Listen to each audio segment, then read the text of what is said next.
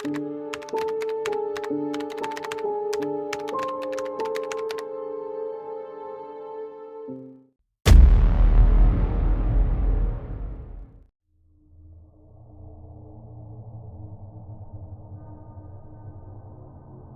अनुभव विवेक बोंडे यांनी सांगितला आहे.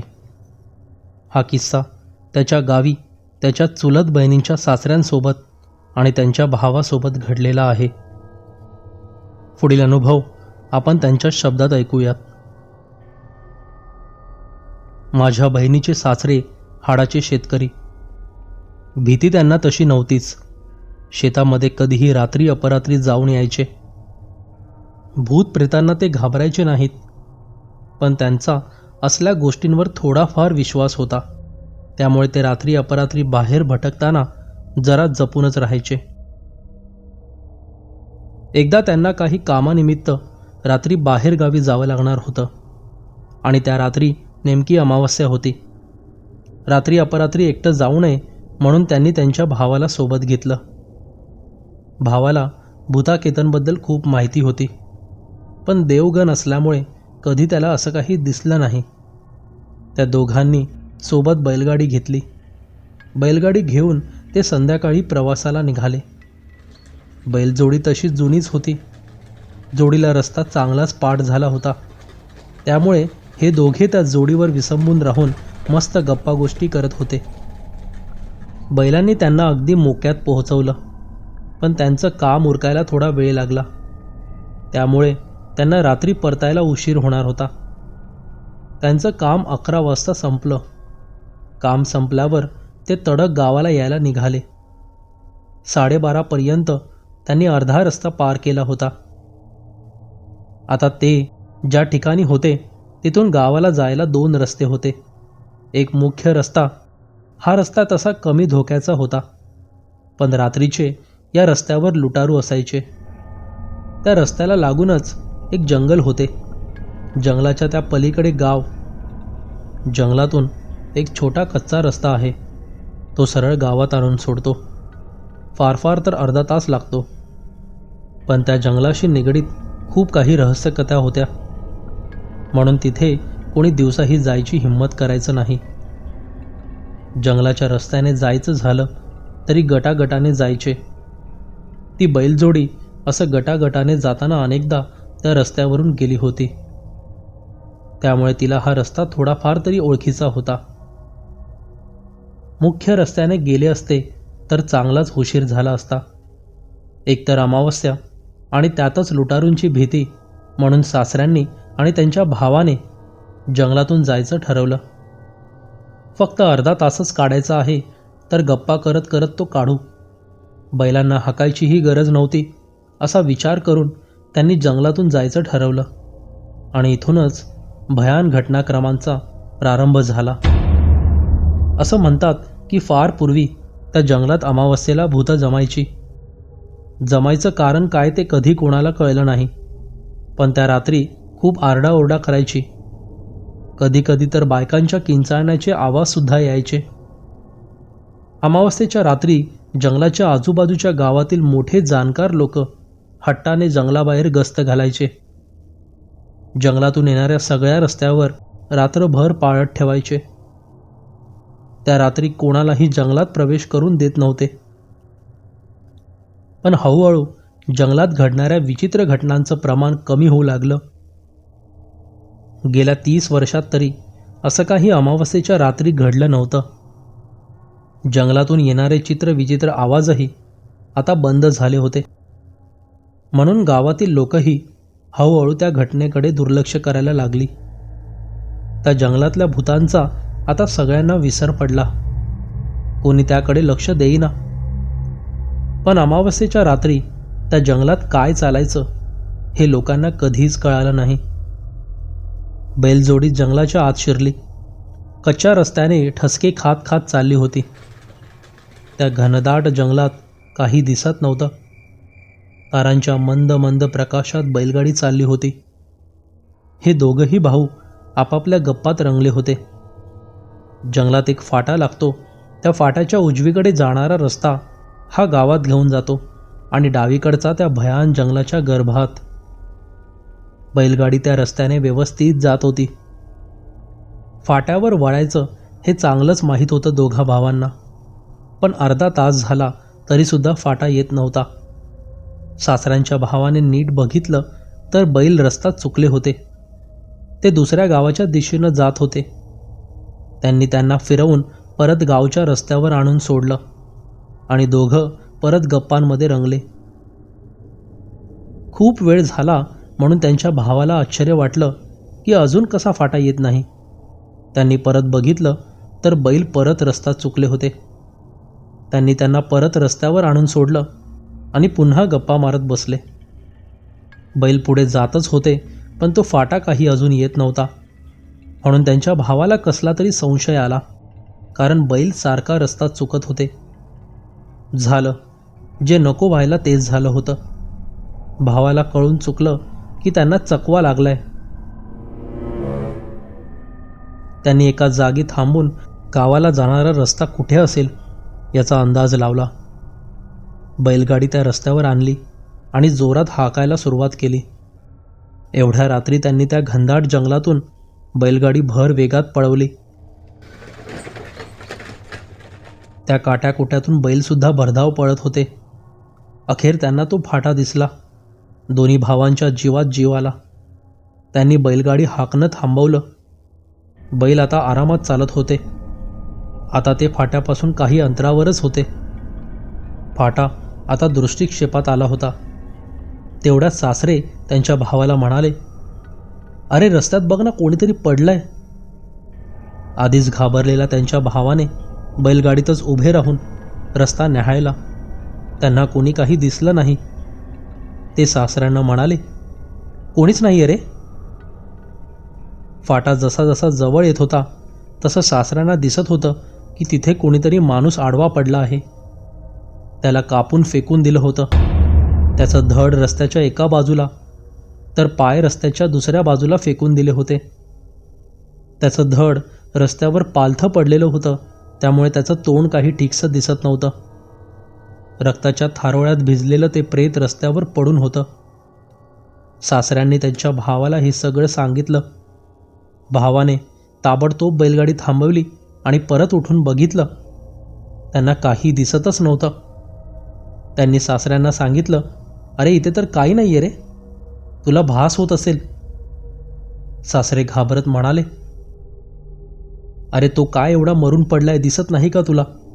समोर त्या झुडपाजवळ नीट बघ, बघ त्याचं रक्त किती पसरलंय तिकडे. भावाने थोडी हिंमत केली आणि ते गाडीच्या खाली उतरले. त्या झुडपांजवळ जाऊन आले. त्यांना काहीच दिसलं नाही. ते लगेच बैलगाडीत आले आणि बैल हाकायला लागले. जशी जशी बैलगाडी त्या मरून पडलेल्या माणसाजवळ जात होती तसा तो अजून स्पष्ट दिसू लागला. ते मारून पाडलेलं प्रेत आता लाल व्हायला लागलं होतं. काही क्षणात ते विस्तवासारखं लाल झालं. हे बघून सासऱ्यांच्या छातीत आता धडकी भरली. बैलगाडी आता त्या झुडपाजवळ आली होती. त्या प्रेताच्या धडाने आता हालचाल करायला सुरुवात केली. सासरे त्याच्या हालचालींकडे नीट लक्ष देऊन बघत होते. बैलगाडी जशी त्या झुडपाजवळ पोहोचली तसं ते एवढ्या वेळ निपचित पडलेल्या प्रेताने मान वर केली आणि मान वर करून सासऱ्यांकडे बघितलं. त्याचे ते लाल भडक भयानक डोळे आणि त्याचं ते विस्तवासारखं तापलेलं शरीर बघून सासऱ्यांना तर धडकीच भरली. जणू काही ते त्या प्रेताकडे खेचले गेले आहेत या नजरेने त्याच्याकडे एकटक बघत होते. त्याने मान वर काढून सासऱ्यांकडे बघून एक विचित्र हास्य केलं आणि ते प्रेत तिथून गायब झालं.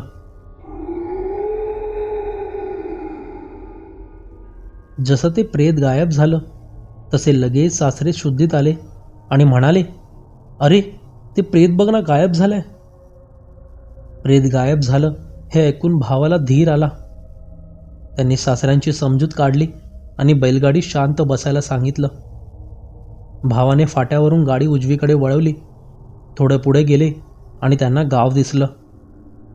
गावातल्या घरातून येणारा प्रकाश त्यांना दिसला. हे बघून त्यांना हायसं वाटलं.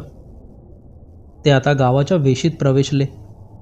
एकदाचं जंगलातून बाहेर निघालो हे समजल्यावर त्यांना खूप बरं वाटलं. सुटलो एकदाचा, असं मनातल्या मनात म्हणत त्यांनी गावच्या वेशीत प्रवेश केला आणि घरात येऊन दोघे शांतपणे झोपले. पण त्यांना काय माहीत होते की हे प्रेत आता चांगलंच मानगुटीवर बसणार होतं. दुसऱ्या दिवशी सासऱ्यांना चांगलाच ताप भरला. अचानक आलेल्या या तापाचं निदान डॉक्टरला देखील कळालं नाही. हा ताप चांगला 4-5 दिवस टिकला. 5व्या दिवशी रात्री ताप अचानक ओसरला, पण त्या रात्री नवीनच प्रकार उघडकीस आला. सासरे रात्री झोपेत काहीतरी बडबडायला लागले. ते काय बडबड करत होते हे काही ठीकसं ऐकू येत नव्हतं, कारण ते हळू आवाजात बोलत होते. पूर्ण रात्रभर त्यांची ही बडबड चालू होती. 2 दिवसांनी ते थोड्या मोठ्या आवाजात बडबडू लागले. सासरे झोपेत बोलत होते, रक्त द्या, रक्त द्या मला, नाहीतर याला जिता सोडणार नाही.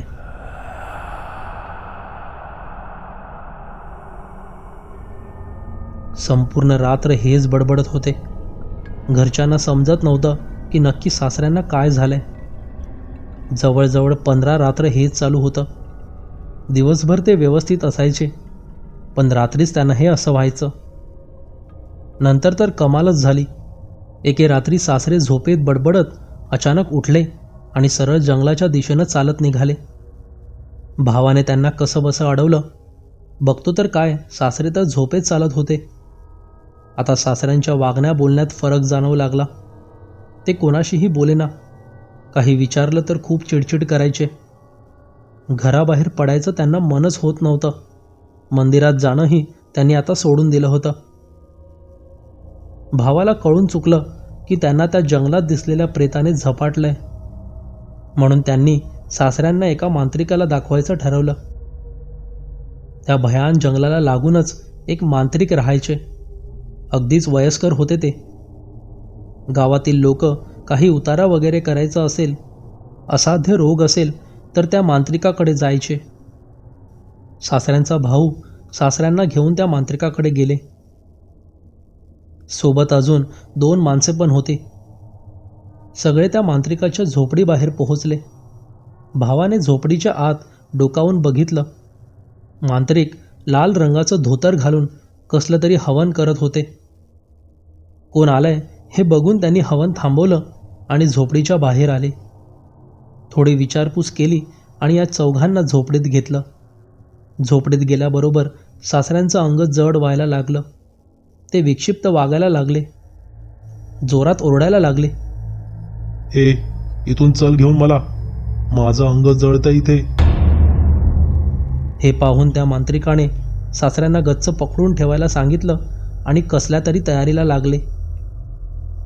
त्यांनी झोपडीत मिठाने एक मोठे रिंगण तयार केले. त्यात कसली तरी चिन्ह काढून त्यात सासऱ्यांना बसवलं आणि स्वतः त्या रिंगणासमोर लिंबू, सुरा असे साहित्य घेऊन बसले.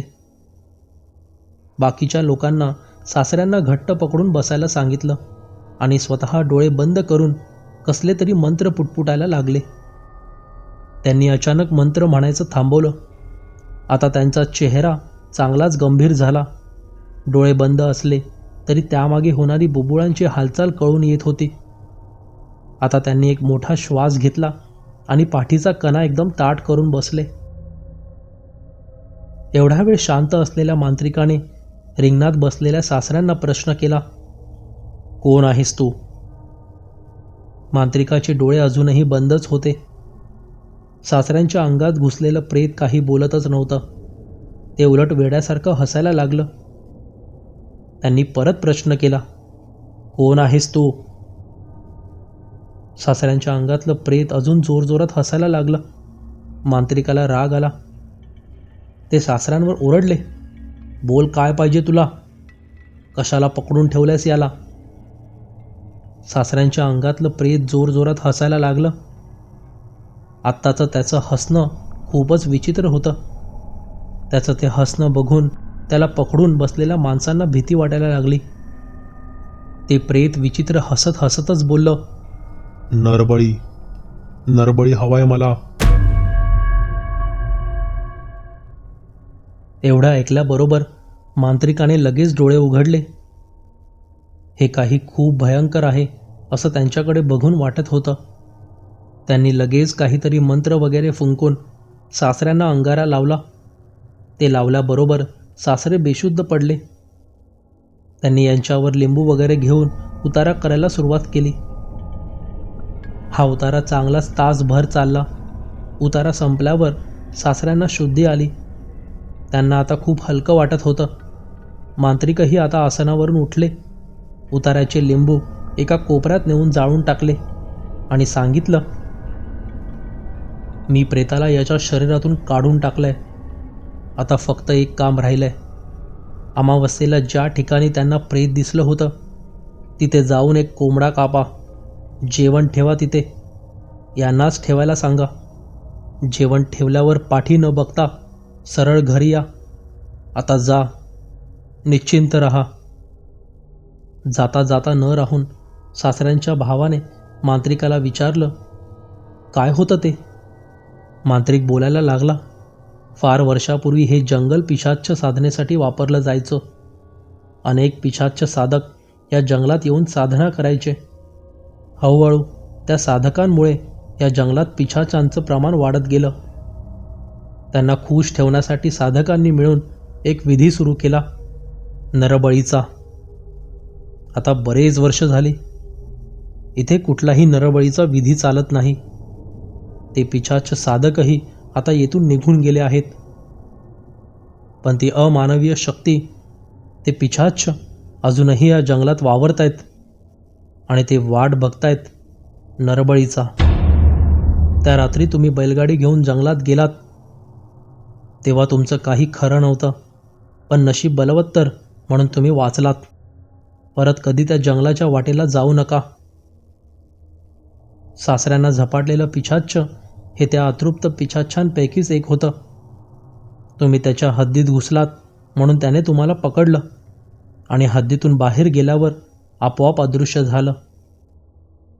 त्या मांत्रिकाचे आभार मानून सगळेजण झोपडीतून बाहेर आले. एवढ्या मोठ्या संकटातून वाचलो हे ऐकून त्यांना फार बरं वाटलं. आता फक्त तो कोंबडा कापायचा विधी बाकी होता.